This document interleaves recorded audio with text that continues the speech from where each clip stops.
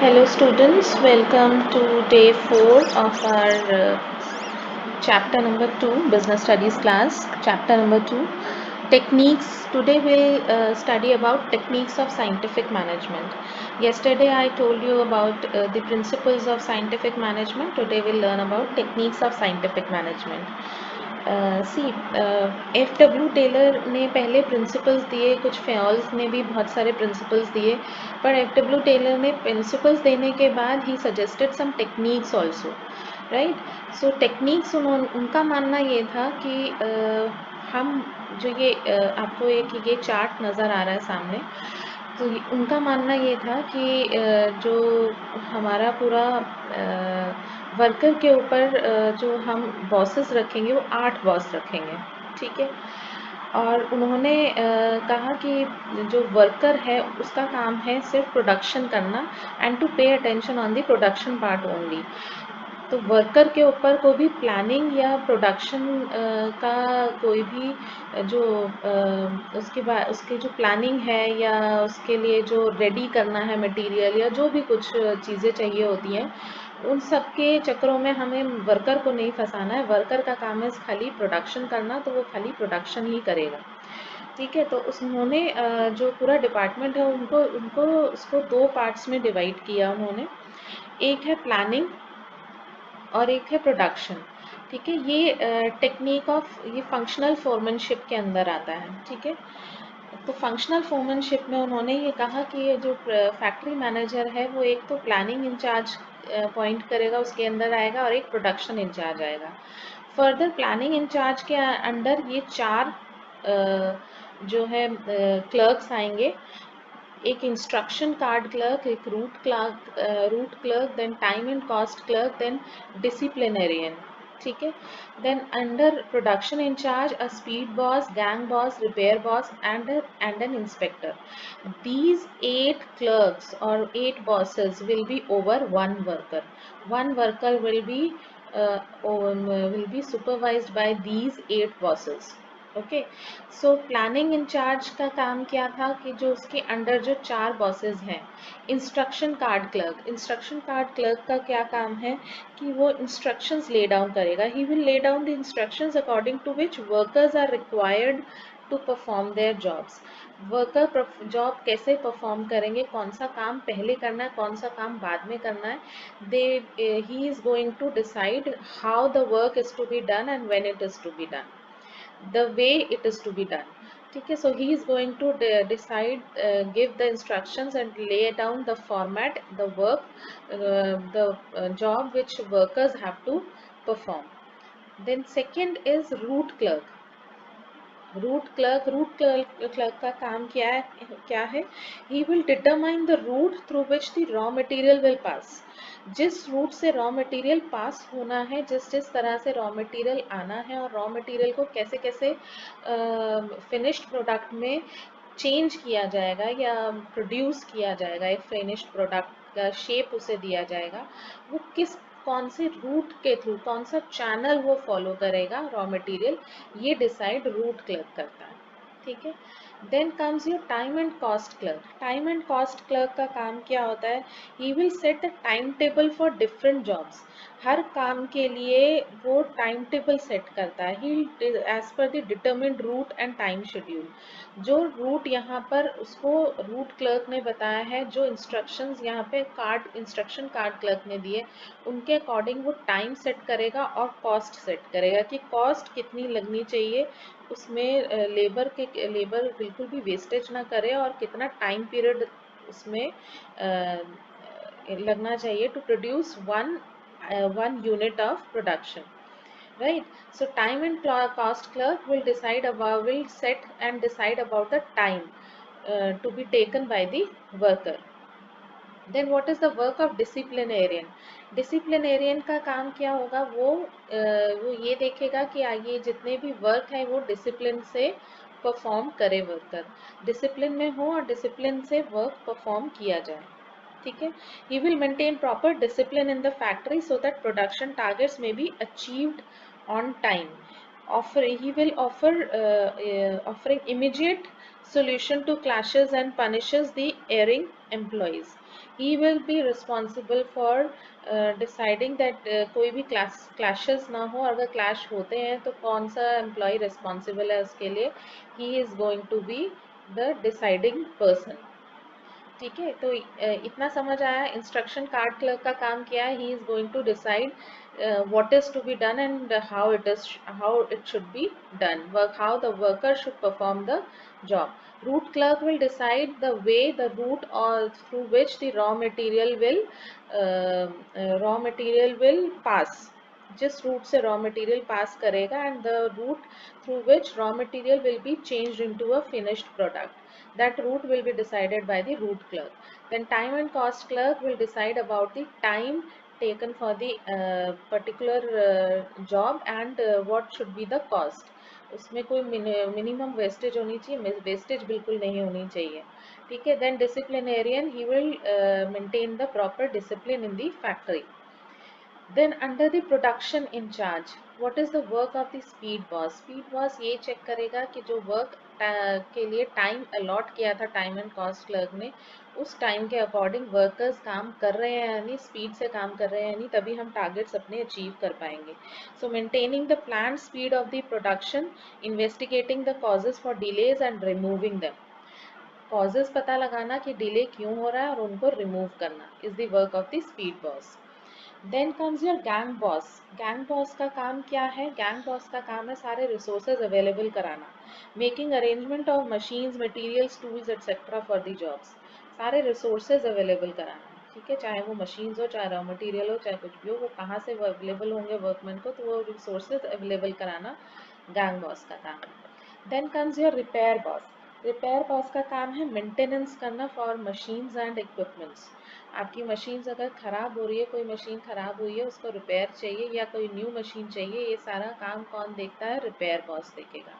Then comes your inspector. Inspector का काम क्या है? Inspector will look into the quality of the product, कि क्वालिटी क्या है प्रोडक्ट की. ऐसा तो नहीं है कि सिर्फ टाइम और कॉस्ट बचाने के लिए हम क्वालिटी पर कॉम्प्रोमाइज़ कर रहे हैं, वो नहीं होना चाहिए. So that would be check by the inspector. Inspector will see that the work conforms to the standard of quality laid down by the planning department. जो प्लानिंग डिपार्टमेंट ने क्वालिटी या स्टैंडर्ड सेट किए थे उसके according work हो रहा है या नहीं. That is the to check, that is the work of the inspector.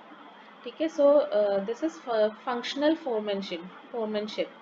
Functional foremanship is a technique in which planning and execution are separated. Planning and execution are separated. There are 8 types of specialized professionals for each under planning and execution who keep a watch on all workers to extract optimum performance. So ये जो diagram आपने देखा, ये functional foremanship का diagram है. Planning और इसके under planning और प्रोडक्शन अलग अलग सेपरेटेड है ताकि एग्जीक्यूशन ऑफ वर्क प्रॉपरली हो सके और ऑप्टिमम परफॉर्मेंस रहे without any wastage. Optimum maximum आप यूटिलाइजेशन अपने वर्कर्स का और रिसोर्सेज का कर सको. ठीक है. Then comes your next technique is your standardisation and simplification of work. तो यहाँ पे एफ.डब्ल्यू. टेलर का कहना है कि हर वर्क जो भी हम जॉब परफॉर्म कर रहे हैं उसको स्टैंडर्डाइज कर दो. ठीक है, कि कोई भी काम हम जो करते हैं हम उसको स्टैंडर्डाइज कर दें, उसका हमें एक स्टैंडर्ड सेट कर देना कि इस स्टैंडर्ड का हमें वर्क चाहिए. ठीक है, तो उस स्टैंडर्ड के तक वो जितने भी आपके यूनिट्स बने वो सारे उस स्टैंडर्ड के बने. ठीक है, तो आप जैसे आप देखते हो, आप कोई भी सोप, शैम्पू या कोई भी चीज़ मार्केट से लेकर आते हो, तो क्या ऐसा तो नहीं होता कि आज मैंने लक्स खोला तो आज की क्वालिटी अलग होगी और कल मैं दूसरा लक्स लेकर आई तो उसकी क्वालिटी अलग होगी. No, the quality remains the same. आप कितनी बार भी लक्स खरीद लो, ठीक है, the quality will be the same. So quality वो मेंटेन करना, स्टैंडर्डाइज करना, ये एफ.डब्ल्यू. टेलर ने सिखाया कि हमें वर्क स्टैंडर्डाइज करना है. Standardization refers to developing standards for every business activity. Her business activity को हमें standardize कर देना है. ठीक है. Then what is simplification? Simplification is कि जब हमें अपना वर्क इतना सिंप्लीफाई करना है और कि हमारा जो लेबर का कॉस्ट है, मशीन या टूल्स या जितने भी हमारे रिसोर्सेज हैं, हम उनका मैक्सिमम यूटिलाइजेशन कर सकें और लेबर कॉस्ट को हम रिड्यूस कर सकें। सिंप्लीफिकेशन ऑफ वर्क को इस तरह से समझो जैसे कि फॉर एग्जांपल मैं मेरी कोई शू बनाने की फैक्ट्री है, तो उसमें मैं डिफरेंट साइजेस ऑफ शूज़ बनाती हूँ और उसमें जो यू वेरी वेल नो कि कौन कौन से नंबर ऑफ शूज़ ज़्यादा सेल ऑफ होते हैं और कौन से ज़्यादा नहीं सेल ऑफ होते। अब मैं सभी नंबर्स के शूज़ एक ही क्वांटिटी में बना दूँ, सभी के 100 पेयर्स बना दूँ, तो उससे क्या होगा, मेरी जो टाइम है वो वेस्ट हुआ, मेरा रॉ मटेरियल वेस्ट हुआ, मेरे लेबर का टाइम वेस्ट हुआ, लेबर की कॉस्ट वेस्ट हुई, ठीक है, मेरे रिसोर्सेज वेस्ट हुए। तो इसमें उस केस में मुझे क्या करना चाहिए, मुझे एक प्रॉपर स्टडी करना है, मुझे मुझे ये पता लगाना है कि कौन से साइजेस ज़्यादा सेल ऑफ होते हैं, कि मार्केट में डिमांड कौन से साइज़ की है, मैं उस साइज़ का जो पीसेस हैं मैं वो ज़्यादा बनाऊंगी। जैसे 13, 12 और 11 और 13 के साइजेस कम परचेज करते हैं लोग, तो उसके साइज़ में 1 या 2 पीसेस बनाऊंगी और बाकी 9 और 10, 8, 9, 10 ज़्यादा सेल ऑफ होता है तो मैं उन नंबर के पीसेस ज़्यादा बनाऊंगी, ठीक है। That will save the cost of my labour, machines and tools. So that is called a simplification of work. Work को इतना सिंप्लीफाई कर दो, स्टैंडर्डाइज कर दो, ताकि हमारा जो जो रिसोर्सेज हैं वो मिनिमम वेस्टेज पर आ जाए, ठीक है, और हम मैक्सिमम यूटिलाइजेशन उनका कर पाए। देन स्टैंडर्डाइजेशन एंड सिंप्लीफिकेशन में ही आपका आता है और method study, motion study, time study, then fatigue study, ठीक है, ये वर्क स्टडी में आते हैं। नेक्स्ट टेक्निक है हमारी वर्क स्टडी। वर्क स्टडी के अंदर method study, motion study, time study और फटीग स्टडी आता है।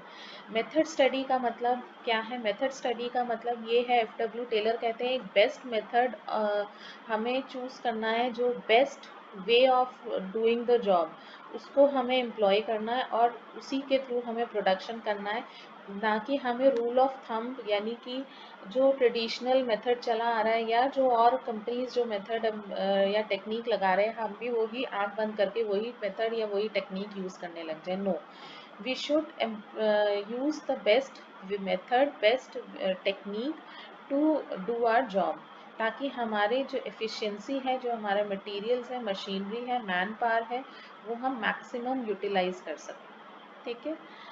So this study is conducted to know the best method of doing a particular job. Best method to do a particular job. It helps in reducing distance traveled by material and brings improvement in handling, transporting, inspection and storage of raw materials and goods. Goods को किस तरह से store करना है, आप कितना raw material को लाने में और फिनिश्ड गुड्स को ले जाने में वेयर हाउस तक कितना टाइम लगता है, कितना आपका ट्रांसपोर्टिंग लग रहा है, इन सब चीज़ों की एक डिटेल स्टडी और बेस्ट मेथड हमें चॉक आउट करके निकालना है और अपनी फैक्ट्री में या अपनी ऑर्गेनाइजेशन में यूज़ करना है, ठीक है। That is called as method study. Then comes your motion study. Motion study क्या है? Motion study is a technique which involves close super observation of the management of body and limbs of an individual required to perform a job. It is the study of the movement of an operator or a machine to eliminate useless motions and find out the best method of doing a particular job. Motion study एक ऐसी science है या एक ऐसा तरीका है जिससे हम वेस्टफुल एक्शंस वर्कर्स के या अपने मशीन्स के हम एलिमिनेट कर सकें, ठीक है। तो मोशन स्टडी के लिए हमें डीप ऑब्जर्वेशन करनी पड़ेगी अपने वर्कर्स की, जो कि जब वो प्रोडक्शन के जॉब में जब प्रोडक्शन की जॉब पर हैं, तो वो प्रोडक्शन कर रहे हैं, उस वक्त उनके बॉडी में क्या, उनकी बॉडीज के साथ वो क्या क्या मोशंस उनके हो रहे हैं, यानी कि वो इधर उधर कितना जा रहे हैं, क्या क्या चीज़ों को उठा रहे हैं, या उनको प्रोडक्शन या मशीन को यूज़ करते वक्त क्या क्या चीज़ें वो ऐसे वेस्टफुल एक्शंस हो रहे हैं जिनको हम हटा सकते हैं या सिंप्लीफाई कर सकते हैं, ताकि उनका जो वर्क की एफिशिएंसी है वो बढ़ जाए और वेस्टेज जो है टाइम की या एफर्ट्स की वो जो वेस्टेज है वो मिनिमम हो सके। ठीक है, so that is called as motion study. The purpose of motion study is to find and eliminate wasteful actions among the workers and to design the best methods of doing various operations. To find the best method to do the job and to eliminate the wasteful actions of the workers. Then time study. It determines the standard time taken to perform a well-defined job. Time study is कि हमें पूरा time की study करनी है कि कितने एक action एक जॉब कंप्लीट करने में उसको कितना टाइम लग रहा है। It is the technique of observing and recording the time required by a worker of a reasonable skill and ability to perform each element of the task in a job. The purpose of time study is to scientifically determine the standard time for doing a job under given conditions. It helps to measure the efficiency of workers. It creates time consciousness among the workers. Workers में एक time consciousness create करता है and it helps to increase the efficiency of the workers. जब हम time को ध्यान में रखते हुए काम करेंगे तो हम ज़्यादा efficient होंगे। ठीक है, so the objective of the time study is to determine the number of workers to be employed. कितने नंबर ऑफ वर्कर्स हमें चाहिए और उनको कितना टाइम लग रहा है उस जॉब को, उस पर्टिकुलर जॉब को कंप्लीट करने के लिए। ठीक है, then comes your fatigue study. Fatigue study यानी टायर्डनेस, कि इसमें हम हमारी स्टडी क्या है, हम क्या स्टडी करने वाले हैं। We are going to study that कि लेबर जो हमारा वर्कर है उसको एक पर्टिकुलर काम करने के बाद कितने घंटे काम करने के बाद उसे फटीग फील होती है यानी टायर्ड फील होता है। फिर उसको कितने देर काम करने के बाद वो टायर्ड हो जाता है और उसको कितनी देर का इंटरवल चाहिए और ऐसा उसको कितनी बार चाहिए दिन में। ठीक है, अगर वो टायर्ड है तो उसको वापस से रेस्ट करने के लिए कितना इंटरवल चाहिए और रेस्ट करने के बाद वो वापस आता है तो वो कितना एनर्जेटिक है और फिर अगेन उसको कितने इंटरवल के बाद उसको कितनी देर के बाद उसको वापस से एक रेस्ट ब्रेक चाहिए। तो ऐसा नहीं है कि वर्कर्स अपनी मर्जी से कभी भी वर्क ले सकता है, तो उसके पीछे एक फटीग स्टडी, एक पूरा स्टडी होनी चाहिए, एक साइंटिफिक स्टडी होनी चाहिए कि वर्कर जब मॉर्निंग में आ रहा है तो वो उसका एनर्जी लेवल कितना है, वो कितने घंटे काम कर सकता है कॉन्टिन्यूसली, उसके बाद उसको कितने घंटे का या कितने मिनट्स का उसको ब्रेक चाहिए, उसके बाद वो वापस फ्रेश होकर जब आता है तो वो कितने घंटे काम कर सकता है, then again how much rest he needs and then again he can regain the stamina and work again for the organization. So this needs a complete study. The fatigue study seeks to determine the time and frequency of rest intervals. Time कितना time वो work कर सकता है, frequency of rest intervals उसको कितने चाहिए for completing a task. The rest interval will enable workers to regain their lost stamina, thereby avoiding accidents, rejections and industrial sickness. Rest intervals भी ऐसा नहीं है कि वो हमारा टाइम वेस्टेज है। Rest interval is also necessary ताकि worker वापस अपना स्टेमिना रीगेन कर सके और जितना वो अपना स्टेमिना इंक्रीज्ड रखेगा, एनर्जेटिक रहेगा, उतने एक्सीडेंट्स कम होंगे, उतना ही वो वर्क के लिए उसके अंदर रिजेक्शन कम आएगी और इंडस्ट्रियल सिकनेस उसको नहीं होगी। Okay, so now next technique is differential piece wage system. Differential piece wage system is कि टेलर कहते हैं कि आप एक वेज सिस्टम सभी एम्प्लॉयज़ के लिए मत रखिए। There should be a difference between an efficient worker and an inefficient worker. Efficient worker को उसने कितना प्रोडक्शन किया, कितना एफिशिएंटली प्रोडक्शन किया, कितना एफिशिएंटली वर्क किया, उसको उसके हिसाब से वेजेस मिलने चाहिए।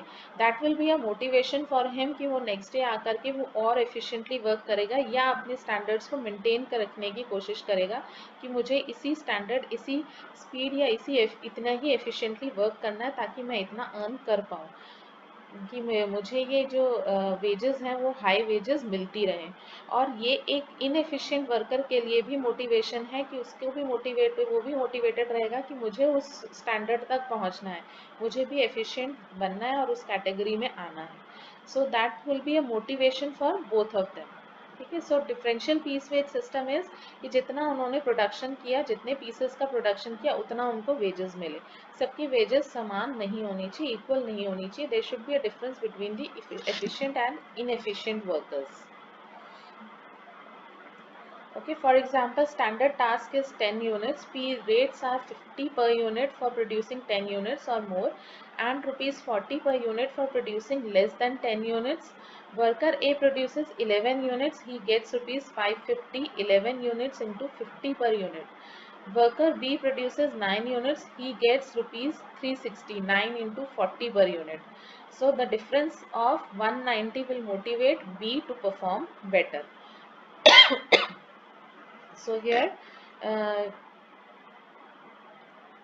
the difference between worker A and B is कि अगर worker A, जो वर्कर्स हैं उनको स्टैंडर्ड यूनिट्स 10 यूनिट्स प्रोड्यूस करने हैं इन अ डे, तो अगर वो 10 यूनिट्स अगर वो प्रोड्यूस करते हैं तो उनको 50 यूनिट पर यूनिट उनको वेजेस मिलेंगी।